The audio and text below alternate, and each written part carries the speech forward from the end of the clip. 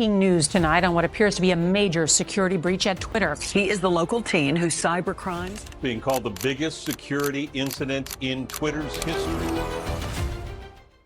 Imagine waking up to see Elon Musk, Barack Obama, and Apple all tweeting the exact same cryptocurrency scam. Not a parody, not a glitch, they're actual verified accounts promising to double your money if you send Bitcoin to a specific address. Perhaps you'd expect this from Elon, but Obama? On July 15, 2020, this wasn't just imagination, it was reality. A 17-year-old high school student named Graham Ivan Clark, and a few others, had just pulled off what might be the most visible hack in social media history, compromising Twitter's internal systems and taking over the voices of the world's most powerful people, all from his bedroom in Tampa, Florida. The day Twitter stood still. What would you do if Elon Musk suddenly offered to double your money, no strings attached? Not a bot account, mind you, the verified account of the world's richest man. On July 15, 2020, millions of Twitter users faced this exact dilemma when their feeds erupted with an offer that seemed too good to be true. Because it was. The day began like any other on the social media platform, but by mid-afternoon, something unprecedented was unfolding in real time. The first signs of trouble appeared around 3 p.m. Eastern Time, when several cryptocurrency-focused Twitter accounts posted suspicious messages. Within an hour, the situation escalated dramatically. The first major account to fall was that of Elon Musk at approximately 4:17 p.m. His 37 million followers were greeted with a message. Quote, "I'm feeling generous because of COVID-19. I'll double any Bitcoin payment sent to my address. You send $1,000, I send back $2,000. Only doing this for the next 30 minutes. End quote. A Bitcoin wallet address followed. In just a matter of minutes, Bill Gates' account posted an almost identical message, followed by Apple, Uber, Kanye West, Jeff Bezos, and Barack Obama. The compromised accounts all broadcast the same cryptocurrency scam using the same wallet address, creating what amounted to a digital flash flood of celebrity voices directing followers to the same Bitcoin destination. As compromised accounts multiplied, confusion spread rapidly across the platform. Is anyone else's Twitter getting hacked? Became a trending topic as users frantically tagged Twitter support. Quote, "This is a scam, do not send your Bitcoin," end quote, warned cryptocurrency experts, while headlines declared, quote, "Twitter meltdown, celebrity accounts hijacked in massive breach," end quote. On the 15th of July 2020, a 17-year-old infiltrated Twitter, posting a Bitcoin doubling scam to the accounts of numerous celebrities. Despite warnings, some victims began sending funds. An inevitability. With so many people being exposed, some of them were bound to be either easy to manipulate or down on their luck and willing to gamble. Transactions flowed in, $500, $1,000, $5,000, as the scammers' wallets swelled with cryptocurrency. Twitter's initial response proved inadequate. They simply removed offending tweets while new ones continued appearing. Their public communications remained vague, acknowledging only that they were, quote, "aware of a security incident" and, quote, "investigating," while the compromise expanded. Media outlets mobilized quickly. The New York Times pushed an emergency notification, quote, "multiple high-profile Twitter accounts hacked in Bitcoin scam," end quote. Security analysts took to any available platforms, with one expert tweeting, quote, "We're witnessing the largest social media security breach in history happen in real time," end quote. By 6 p.m., approximately 2 hours into the crisis, Twitter implemented an unprecedented measure, blocking all verified accounts from tweeting. Millions of blue-checked users suddenly found themselves muted, unable to post updates or respond to the chaos. Behind the scenes, Twitter's security team raced to understand how someone had access to their internal account management tools. As executives managed the crisis, blockchain analysts tracked the Bitcoin wallet in real time as the total approached and surpassed $100,000. The final impact was significant. 130 compromised Twitter accounts, fraudulent tweets from 45 of them, accessed direct messages from 36, and downloaded complete data from 7. Major corporations, politicians, celebrities, and influencers had all been weaponized in a cryptocurrency scam that unfolded on a global stage, demonstrating the vulnerability of even the most secure digital platforms. The mastermind in his bedroom. As Twitter executives scrambled to contain the damage of the worst security breach in company history, they likely imagined their adversary to be an elite hacker or foreign intelligence agency. The truth would prove far more unsettling. The person who had just brought a social media giant to its knees was a 17-year-old operating from his bedroom in suburban Florida, and this wasn't even his first cybercrime. What the world didn't expect was Graham Ivan Clark, a high school junior from Tampa, Florida, sitting in his ordinary bedroom surrounded by the trappings of teenage life while orchestrating one of the most visible hacks in social media history. Born January 9, 2003, Clark grew up in Hillsborough County, where his parents divorced when he was 7. But while his classmates focused on college applications and social events, Clark built a reputation in shadowy corners of the internet. In online communities, particularly among Minecraft players, Clark developed a reputation as an untrustworthy scammer. This reputation followed him to OG Users, a forum for buying and selling coveted social media usernames, where he was banned after just 4 days in 2018, remarkable even in spaces already operating in ethical grey areas. As a further explanation for us dummies out there, because I definitely needed one, OG usernames are just short usernames that are likely to become unavailable very quickly due to their simplicity. Handles like @cheese, or @castorium, or @epistemophilia. Common words like that. Having access to one is similar to an NFT in that it's a digital item, ownership of which is extremely exclusive and thus expensive. But he moved to bigger targets in time. At 16, he orchestrated a sophisticated SIM swap attack against Seattle-based angel investor Greg Bennett. Apparently, Clark, probably with an accomplice, managed to convince employees at an AT&T store in Boston that the person they were speaking to, the accomplice likely, was Bennett, and had them transfer Bennett's number to a SIM in Clark's control. Operating as Scrim, Clark stole 164 bitcoins and sent extortion notes demanding Bennett's remaining cryptocurrency. Though the Secret Service recovered 100 bitcoins, Clark avoided arrest because of his minor status. For the Twitter operation, Clark assembled a small crew, recruiting 22-year-old Nima Fazeli from Orlando and 19-year-old Mason Shepard from the UK. Their communications revealed plans to sell access to hacked profiles, with some OG accounts potentially commanding up to $2,500 each. What's striking about Clark's case is that, by technical standards, he wasn't exceptional. He discovered no novel software vulnerability, wrote no sophisticated code. His skills paled compared to professional hackers employed by nation-states or cybersecurity firms. Yet, he succeeded where many had failed. Clark's true talent wasn't coding. It was understanding people and their vulnerabilities, an impressive skill for a 17-year-old. He grasped something far more valuable than any programming language: how to manipulate trust. The most sophisticated security systems are only as strong as the humans operating them. Technical barriers can be overcome by simply convincing someone to hand over the keys. Clark's case exposes the fragility of our digital infrastructure. If a teenager from Florida can commandeer the voices of presidents and billionaires by just being uncommonly charismatic and smooth-talking, what does that say about the systems we've built and entrusted with our communication, finances, and personal data? The perfect storm: COVID, remote work, and vishing. The COVID-19 pandemic forced Twitter, like countless organizations worldwide, to rapidly transition its entire workforce to remote environments in March 2020. Employees accustomed to working within controlled office environments were suddenly connecting to sensitive systems from their homes, using networks with far less protection than corporate infrastructure. This chaotic transition created ideal conditions for vishing. Voice phishing. Phishing is where an attacker sends a digital Trojan horse to a target that looks like a legitimate communication, but interaction with which actually lets the attackers in. But with vishing, over the phone. Perhaps the most impressive part of this operation, a Gen Zer making a phone call.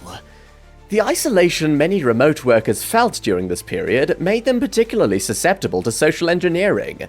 Judging by the murder rate jumping 30% in the pandemic, many people just went insane from isolation in this time, definitely becoming more susceptible to manipulation. Separated from colleagues and IT support teams, cabin fever-ridden employees were more likely to welcome assistance with technical problems, even from unfamiliar voices on the phone. 1/3 of all significant cybersecurity incidents reported to the New York Department of Financial Services in early 2020 involved phishing or vishing attacks, revealing the prevalence of this isolation insanity increased vulnerability. Clark and his accomplices conducted meticulous research on Twitter's organizational structure, identifying employee roles they could impersonate. Then they scoured LinkedIn for Twitter employees likely to have administrator access to the site who would become targets.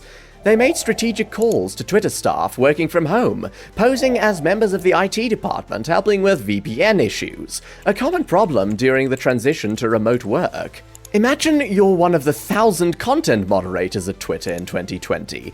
Let's call you Richard Sonhill. You're working from home for the first time, and the situation's raised serious challenges. You've just received delivery of noise-cancelling headphones to drown out your pair of loud huskies, who just won't stop trying to convince you of the majesty of the song of their people. On top of that, your upstairs neighbor won't stop moving furniture for some inexplicable reason, as they themselves go mad from isolation, while the downstairs neighbors, they seem to spend all of their time exclusively just de-stressing loudly. On top of that, you've been unable to log in to actually do your job for half the day, and IT's too overloaded by other issues, so things are going slow. Finally, you get a call from a number that looks mostly like the IT department, so you answer. Hi, this is Mike from IT. We've noticed you're having some VPN connectivity issues. I can help you get back online quickly so you can continue working. End quote. You sigh with relief and relent, willing to do anything just to get back to the distraction that is your job. The conversation turns to, yeah, I've sent over the functional one, just log in for me. And you, trustfully, go to what looks like the legitimate Twitter login page, now functional, and do so. The issue is resolved, and it ends quickly with a polite, sorry for the inconvenience, Dixon Hill. Have a nice day. That Twitter login page was a fake VPN portal, a replica of Twitter's login page. Thinking they were reconnecting to the company network, employees handed over their credentials, giving Clark access to Twitter's systems. Twitter's vulnerability was amplified by a critical leadership vacuum. According to the DFS report, Twitter had been operating without a chief information security officer for 7 months prior to the attack. Since December 2019, no senior executive had been dedicated to overseeing the company's security infrastructure, a glaring weakness made catastrophic during a crisis demanding heightened vigilance. With legitimate credentials in hand, Clark achieved what most hackers only dream of, access that genuinely looked completely normal to security systems because it was. No alarms would sound as he navigated Twitter's internal tools. The stage was set for him to take control of some of the world's most influential social media accounts. Inside Twitter's admin panel. The power to control any Twitter account at will is a digital superpower few have ever possessed. For Graham Ivan Clark, that power wasn't theoretical, but literal. As he navigated through Twitter's internal dashboard, what security experts call God mode, no account was beyond his reach. The most secure, most followed, most influential voices on the platform were suddenly puppets, with Clark pulling the strings. Twitter's admin panel functioned as a master key to the digital kingdom, granting Clark complete authority over the platform. He wielded seamless control to manipulate any account without cracking passwords or bypassing security protocols. With a few clicks, he could change profile information, post tweets, and even access private messages users believed were securely encrypted. Most concerning was how Clark completely nullified two-factor authentication, that essential protection recommended by cybersecurity experts. The New York State Department of Financial Services investigation revealed Clark convinced Twitter employees to authenticate the application-based MFA during login, rendering supposedly unhackable accounts vulnerable with a single administrative override. His attack followed a methodical, escalating strategy. Clark began with cryptocurrency trader @AngloBTC, a deliberate choice that established credibility in the crypto community. From this account, he sent private messages with Bitcoin wallet links, testing his approach before moving to larger targets. Followers accustomed to market advice from this trusted source suddenly saw posts promising to double their money, creating confusion and opportunity simultaneously. Clark then seized verified accounts from cryptocurrency companies like Binance. This strategic middle step added crucial legitimacy. What better source for Bitcoin transfers than actual cryptocurrency exchanges? The blue verification badges created a foundation of trust for what came next. Growing bolder, Clark executed the most audacious phase, compromising accounts of global influencers and celebrities. Each target was selected for maximum impact and reach. These were individuals whose words moved markets and influenced millions. When Bill Gates or Elon Musk speak about technology or investments, people pay attention. And when they seemingly offer financial opportunities, some act without questioning. The fraudulent messages were deceptively straightforward. Quote, "You send $1,000, I send you back $2,000, end quote. This simple proposition appealed directly to human greed and trust in verified public figures. Each message reached millions, and with every new prominent figure joining the apparent giveaway, the scam gained credibility. The coordinated nature of these posts, coming from seemingly unrelated celebrities simultaneously, created an illusion of legitimacy for some people, not even considering that such a massive hack could have even occurred. As Bitcoin flowed into Clark's wallet, he watched his digital fortune accumulate in real time. For someone who began with stealing usernames, this represented an extraordinary evolution in criminal sophistication. In just hours, Clark collected over $118,000 in Bitcoin from hundreds of victims worldwide, a substantial sum representing only those who actually transferred funds before Twitter regained control. The digital manhunt. The response to the Twitter hack was swift and overwhelming. The FBI's San Francisco office immediately launched an investigation, recognizing the national security implications of such a breach. They worked alongside the IRS, Secret Service, and various Florida law enforcement agencies in a coordinated effort that highlighted the gravity of the attack. While Clark thought he was safely hidden behind his keyboard, naivety from a 17-year-old, this multi-agency team was already connecting digital dots leading straight to his Tampa apartment. Over 2 weeks, they tracked Bitcoin and IP addresses linked to the attack, and just like that, the jig was up. The belief that cryptocurrency transactions can't be traced became Clark's fatal miscalculation. U.S. Attorney David Anderson later emphasized how the IRS used blockchain analysis to methodically de-anonymize every transaction in the scheme. Like many teenagers, Clark had been lazy, neglecting to properly research before diving in head first. Behind the scenes, investigators assembled an intricate digital puzzle. Communications between users with handles like Rolex #373 and Kirk #5270, discussing the breach of high-profile accounts, provided critical evidence identifying Clark and his accomplices. IP addresses, Discord chat logs, and cryptocurrency exchange records formed links in a chain of evidence that tightened daily. Clark's previous involvement in online scams proved crucial to his downfall. His known use of multiple online personas had already placed him on the investigators' radar, providing context for his methods and motivations. This background helped authorities narrow their focus quickly, adding another dimension to the mounting evidence against him. The charges against Clark were extensive: 30 criminal counts, including communication fraud, fraudulent use of personal information, organized fraud, and unauthorized computer access. Despite being only 17, he was charged as an adult under Florida law, with bail set at $725,000. The digital evidence against Clark proved overwhelming. Blockchain analysis, chat logs, and scam history and testimony from accomplices created an airtight case. Aftermath and lessons learned. Despite facing 30 felony counts that could have resulted in decades behind bars, Clark's status as a minor dramatically altered his legal journey. Under Florida's Youthful Offender Act, which limits penalties for those under 21, prosecutors crafted a plea agreement balancing severity with age consideration. The outcome? 3 years in juvenile detention, followed by 3 years probation. A sentence cybersecurity experts viewed as remarkably lenient given the attack's unprecedented scale and visibility. Clark's plea deal required restitution of stolen Bitcoin while placing him in a virtual cage. His relationship with technology became strictly regulated, forbidden from accessing any electronic device without his probation officer's permission and prior notification to law enforcement. Every digital account and credential had to be disclosed. For a digital native, this technological house arrest represented perhaps the most psychologically challenging punishment.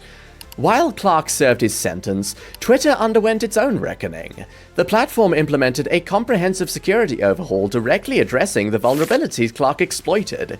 Employee access to internal tools was severely limited, reducing the attack's surface. The company also implemented rigorous verification processes, requiring video conferences with supervisors for password changes, a direct countermeasure against the social engineering tactics that enabled the hack. Twitter hired a new Chief Information Security Officer in September 2020, filling a critical position vacant during the attack. These changes acknowledged that human vulnerability, not just technical security, needed addressing. The hack triggered broader regulatory scrutiny. The New York State Department of Financial Services investigation recommended treating major social media platforms similar to financial institutions, including designating systemically important social media companies subject to enhanced oversight and stress tests. The proposal advocated for establishing a specialized regulatory body with expertise in technology and cybersecurity to supervise these critical platforms. Clark completed his incarceration in February 2023. His case stands as a watershed moment, a wake-up call, demonstrating how a teenager with modest technical skills but keen social engineering abilities could breach one of the world's most influential platforms. Conclusion. When we look back at the Twitter hack of 2020, we're looking back at a unique time in internet history. Never before had such high-level jobs at companies been operated from unsecured home offices. More than that, by people forbidden to leave those homes. With unprecedented circumstances, unprecedented attacks were almost a guarantee.